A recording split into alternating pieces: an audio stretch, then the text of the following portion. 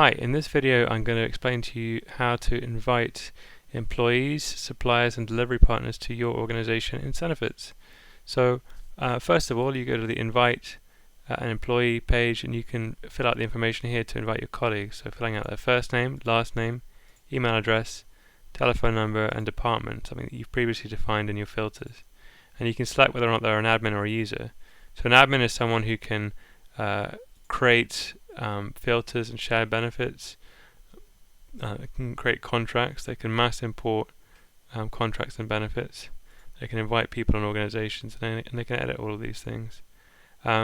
Whereas a regular user, you can assign them to a contract as a contract manager, and in that role they can approve or reject evidence that's provided by your assessor, supplier and delivery partner for each benefit. And those are typically people who maybe you actually call them a contract manager. They're someone that has the primary role of responsibility for a contract. You might call them something different, like a strategic lead or a service area manager, but that's who they are. You can also assign users as assessors in benefits. So they would typically be a project manager, someone more intimately involved in the delivery of a benefit, who can provide their own independent point of view of what's going on with its delivery. You can also invite organizations, so these are either suppliers or delivery partners, who you can then assign to benefits once they've been added.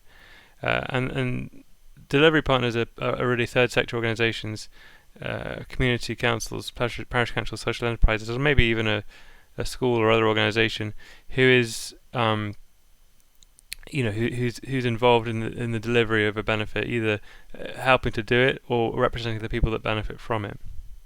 So there are two ways of adding an organization. You can either add them if they already exist in Cenefits. Perhaps they're working with an existing customer like City of Edinburgh Council, in which case you can just search for them here, just type in the name and find them, and then you can look to see if that organization has the administrator and users you're expecting in it. And then to add it, you just click on the organization, click add organization, and the admins will get an email with a link to click to accept your invitation, and then they can be selected within your contracts and benefits. I should say at this point that we expect each supplier who's maybe an SME just to have one organization in Cenefits, whereas if they're a large organization, maybe working across the UK, they might have a different business unit for each part of the country, in which case there may be a number of organizations with a similar name here, but with a region name as part of it to identify them. But the idea is that these organizations are kind of independently using the platform.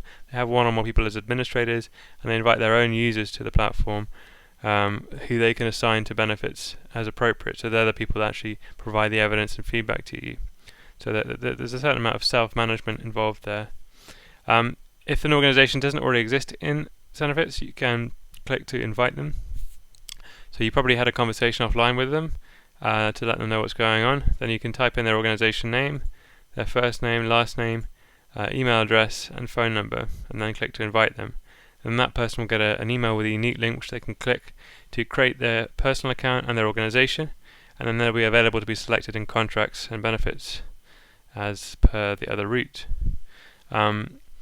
If you accidentally create the organization more than once, or invite more than one person in the same organization here, it is possible for me to fix that later on by running a script to merge the organizations together. But ideally, you check here first in the add organization page to make sure they weren't there, and only invite them when you're sure that was appropriate. You can also delete pending invitations on any of these three pages. At the bottom they'll just appear, and you can click to delete them if you've made a mistake, or maybe they're no longer someone you want to invite. Thank you.